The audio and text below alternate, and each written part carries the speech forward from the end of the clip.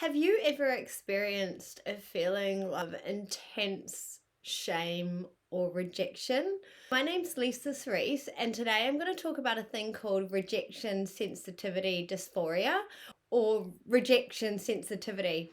So, I have been diagnosed with ADHD, and this is something that a lot of people with ADHD feel quite intensely. And so basically this is like an emotional regulation. So when you go through something like, say, if you were wrong or you were rejected, a neurotypical person obviously feels the feeling of rejection and maybe shame from being wrong or whatever. But us with neurodiversities, it's actually, I consider it's like a stabbing in your heart. That's all I can explain it as. But we don't have the emotional regulation to sort of like turn, like almost like the volume of your stereo on max, and you can't like turn it down and regulate your emotions to regulate the extreme sensation. So we've just got that extreme feeling on high, and it's just almost like you can't even think or concentrate on anything else because you've got this extreme emotion going on from either this rejection or like being wrong and like some sort of shame feeling. And so I relate to it as, because I actually just experienced this, and I'm going to go into my story in a second, the other day, but I experienced this yesterday, and I actually feel like, because I've been doing a lot of work on my heart chakra and really opening it up and opening my heart and really feeling everything. So when you open your heart to feel everything, you get these extreme emotions of like things that are really uncomfortable as well.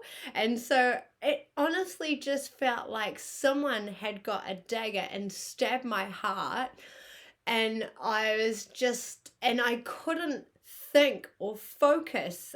So what actually happened is I uploaded a video to my TikTok. I've got a TikTok account. I deleted it, so and then refilmed it. But basically I did like a moon water ritual because I'm really into that. But I just kind of sometimes go into these little states of, I call it my blonde moments, where I just do something and I don't really think, and then I'm like, this is a great idea, and I film about it. But anyway, so I accidentally put the wrong crystal in my moon water, not even researching what crystals are safe. I don't know why, but and then I filmed about it, and I was so proud about my like video and how well I did. And then I put it on TikTok and my Instagram and Facebook and everything. And then me and my daughter go to the market, and we're like buying crystals at this crystal place at the market, and I was like, oh my gosh, yay. And we're like tuning into our intuition and what crystals that we were wanting. And then I was speaking to the lovely, there was a lady, and I was speaking to her son about like my moon water ritual, and then the crystal I put in there. And anyway, I laugh now, but and they were like, oh no, you can't do that crystal. It was like, anyway, I put the wrong crystal in, and I just had this moment. I was like, I've been sent an earth angel to, like I could have researched it myself, but like I was just kind of in my flow going with life. And I feel like I always learn things by experiences, but sometimes they can be so painful, and we can feel immense emotions and shame. So then we don't want to like repeat these experiences, but these are really good learning curves. In that moment, I was so thankful, and I even said, thank you so much for telling me that. I'm going to go home and correct that now. But then what came with that, like, that feeling of like, I'm so thankful that this person has told me this information. I had this really extreme feeling come over me, going like, I've put something wrong out there. And it was like, okay, so I went and deleted all the videos, and I was like, I need to re-film it because I was so happy with the video. And it ended up the new video that I did pretty much like went kind of viral on TikTok. I think I've got like 13,000 views on it. So I was like, whoa, I'm so glad that I refilmed that and put the right one out there, because imagine if the wrong one went viral. So in a way, I was saved by this amazing earth angel giving me the correct information. But amongst all of this story and everything that happened, I had this huge feeling of shame and rejection, and like, oh my gosh, I got it wrong, I'm so stupid. And because I obviously, like, I've only got diagnosed with ADHD last year, but I was diagnosed with dyslexia at 5, a bit of autism as well. Where I was going with this is then it brought back this feeling of being in school, and because I was like, where is this feeling coming from? Like, I couldn't think. I'm supposed to spend quality time. It's a beautiful day. We're at the markets with my daughter. I should be being present and being with her and like really enjoying this day. But all I could think about is how I was wrong and I made a mistake and the whole world's gonna see. And oh my gosh, everyone's gonna call me dumb. And that's something that I grew up always feeling stupid, always feeling dumb. Like, I wasn't able to write. I still can't really write that neat. But there is like, give me technology, give me a website, give me like everything else, and like I can create. I'm more like good with technology, and people with ADHD and dyslexia and stuff like that are great with technology. They're just like, give them a computer and they'll freaking learn how to hack you. Not really, but anyway. So from that, I realized those extreme emotions came back from when I was a child and being at school and like standing up in front of the class and feeling so proud about your answer or whatever it is that you're going to present or whatever it is, and then basically getting told either you're wrong or getting like a low mark or getting something, just not getting the feedback that you are almost feeling you deserve. And it just brought back all those feelings of shame, rejection, I'm not good enough, I'm so stupid, I shouldn't even speak up and say anything because I'll just be wrong again. And it's actually, even now to this day, I've noticed these walls come up around my heart. And so I'm meditating twice, sometimes 3 times a day to really lift them down.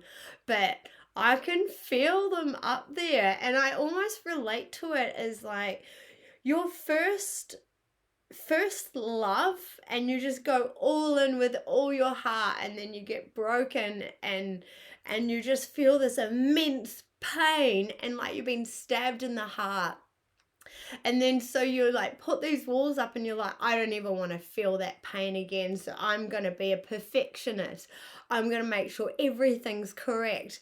I don't even want to be wrong again. It's almost like not wanting to open your heart again to anyone, because you're like, what if I'm wrong? Or what if we break up? Or what if they break my heart? And then I feel this extreme feeling. So I'm actually currently working through shadow work, because I was like, wow, this is a shadow that I need to work through, and really getting to the root cause of this emotion, because it's still there. And the more I post, it's gonna rear its ugly head again. But I've got to accept it and love it, and really come to a place of finding where it comes from. And even if you like, this is a little bit of a practice if you want to do with yourself, like coming to that inner child. Like, say you just stood up in class and said something and it was wrong, and now all the kids are laughing at you, and then you're like feeling extreme pain and you're like, no one loves me, no one cares, I'm not good enough, I was wrong. And then can you go and like imagine yourself now, and that's your inner child, and then you go over to your inner child in that state of pain, and just give it the biggest hug ever, and just tell it that you are loved, you are good enough, you are trying, and through these failures is where you learn. And so now you've learned something, and you can use that to grow even more. So I don't know if that's the exercise that helps you. If you've been through something similar, I would love to hear from you. Like this is something that I'm wanting to share, and I'm wanting others to hopefully relate and be like, yeah, I agree. I understand. I've had that feeling too. And yeah, it sucks. And yeah, maybe it's stopping me doing the things that maybe I really want to do or really want to talk about, because I don't want to have that rejection sensitivity dysphoria. And actually, the word dysphoria comes from, it's Greek, and it comes from a strong sense of overwhelming or strong feelings or overwhelming feelings that cause you physical pain, which is like physical pain in your heart, which can also be a similar feeling to extreme anxiety, I would say. That's how I relate it to. But everyone's different. I love to hear what your feeling is. Like, how does it feel in your body when you really connect into your body? And this is why I think we will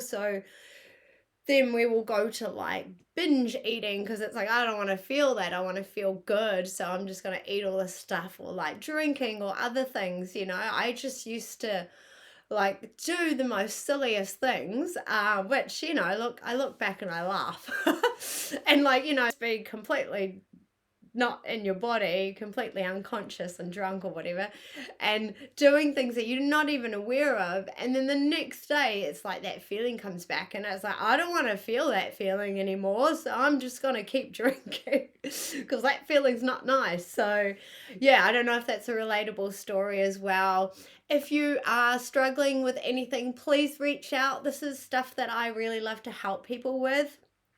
This is something I've been through. I understand, and I'm here for you if you need help with anything. And yeah, let me know if you found this video interesting. And as always, like and subscribe if you've got to the end. I really appreciate you, and I'm sending so much love and healing vibes your way. And I hope you have a great day. Bye.